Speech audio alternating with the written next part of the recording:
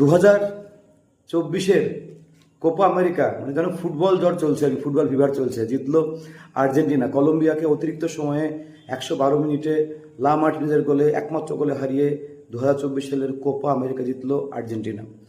সেই 2014 সালে সেই অভিশপ্ত ফাইনালে জার্মানির কাছে হারার পর 2021 সালের কোপা আমেরিকা জয়, 2022 সালের ফিনালিসিমা জয়, 2022 সালের ওয়ার্ল্ড কাপ জয়, যেন ফুটবলের রাজপুত্র মেসির হাতে ওয়ার্ল্ড কাপ দেখাতে গোটা বিশ্ব তারা মেসির ভক্ত ছিল, তারা প্রচণ্ড খুশি আনন্দিত হয়েছিল।